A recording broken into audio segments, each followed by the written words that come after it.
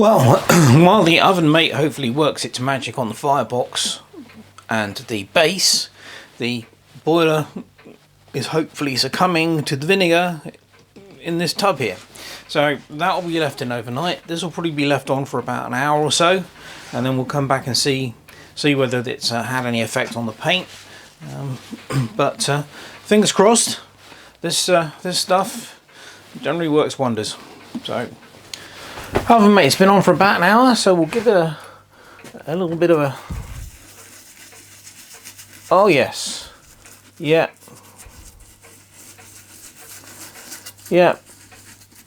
Obviously really likes this paint.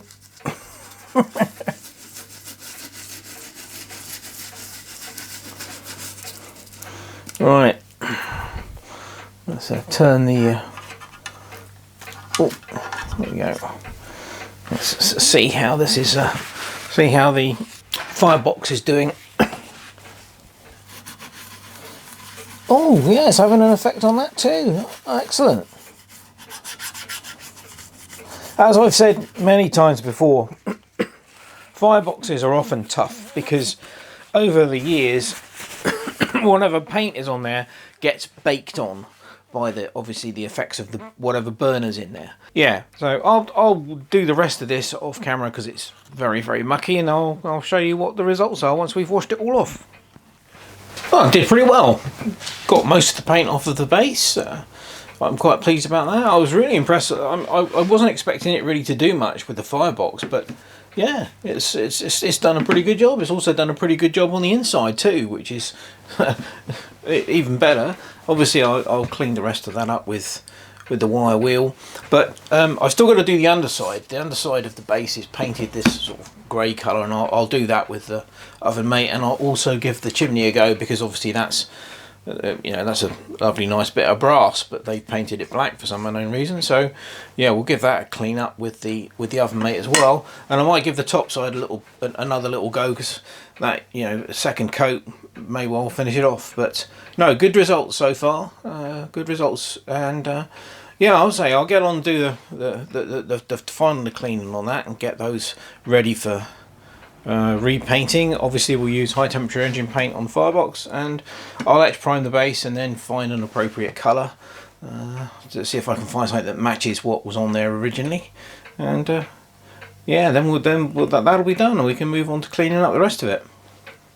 I did have a go at the steam dome, and yes, I was correct. What was in there was the remains of a regulator. So I'm going to have to make a new one of those because obviously at some point the handle that operated that had snapped off. But yeah, once I got the nut off the other side, it's just a matter of tapping it out with a drift, and it came out. So yeah, so I'll make a new one of those with a handle on it, and that should hopefully still work as a regulator. Some more progress with this little engine. I gave the base another going over with the oven mate on the top there, as you can see. We'll close in on that. And that pretty much got rid of all of the paint. I've got to go over it with a wire brush yet, but that's much better.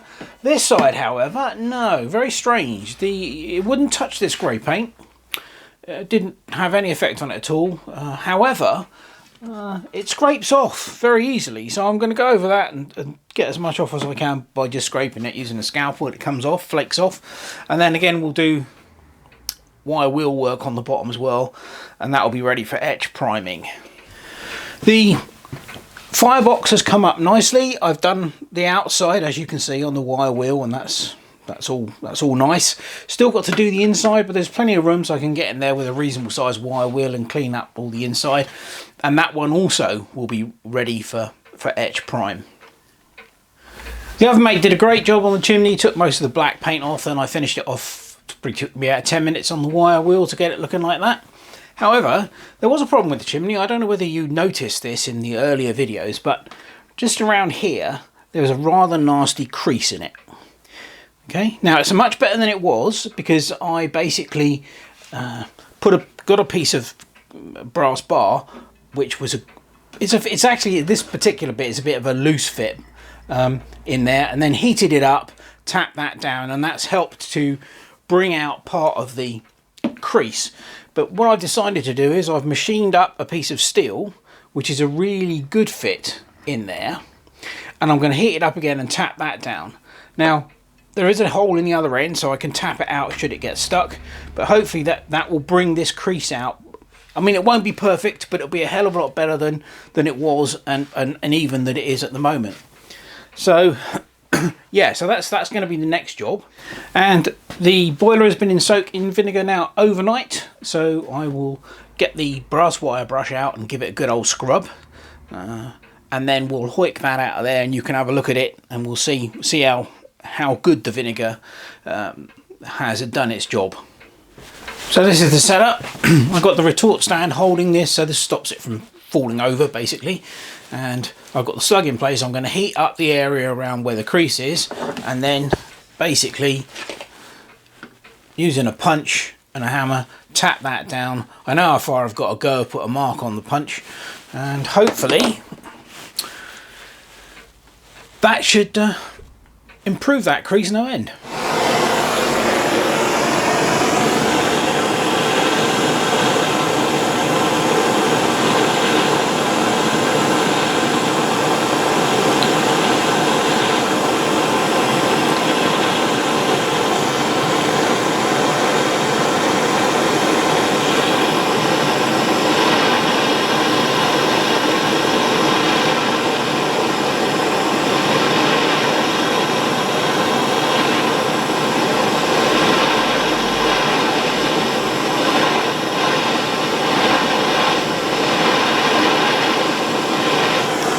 You probably saw the metal slug drop down as the tube expanded, but it hasn't gone very far.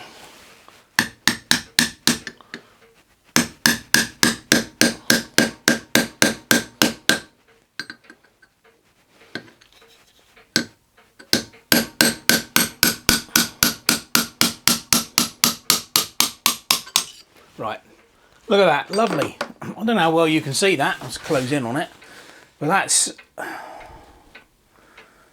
brought that out almost perfect.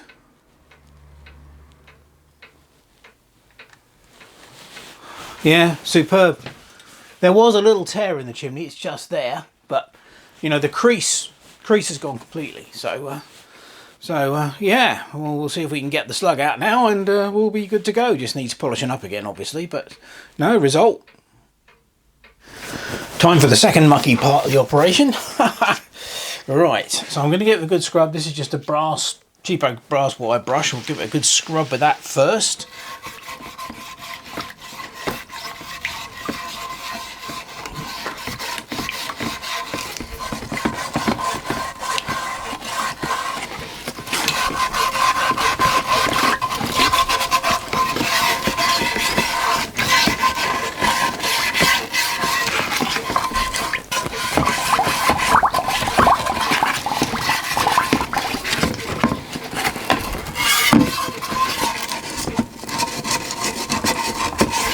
Well, that's looking good from what I can see. Obviously I was using dirty vinegar to do this anyway, so the vinegar's pretty dark, but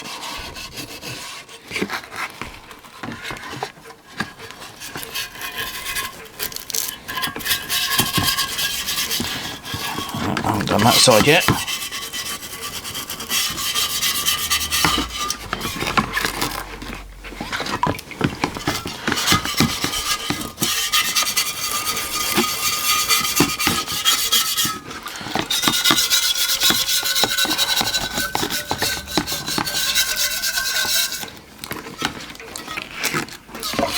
As I've said before, I mean, you know, I'm a big advocate of using vinegar. I think it's absolutely brilliant stuff. But obviously, primarily, I use it for rust removal. But it's great for other things. I mean, it just eats, attacks carbon deposits and soot deposits on anything. It just gets rid of them. So we'll let that drain out. And also, of course, it cleans inside the boiler, which is, you know, any scale or fur that's inside the boiler, the vinegar will take it out.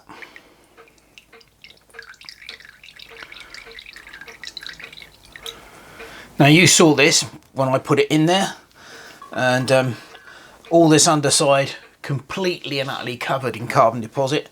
There's a little bit on that end still. Let's see if we can get rid of that.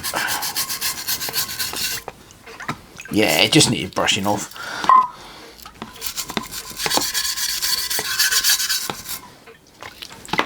So, yeah, that's done an absolutely superb job on it. So we'll let that, we'll rinse that out and dry it off, and then it's up to the final cleaning process. So I've got to decide what I'm going to do about the solder. It's obviously the solder's pretty crap on this. As I said before, it looked like it had been troweled on, but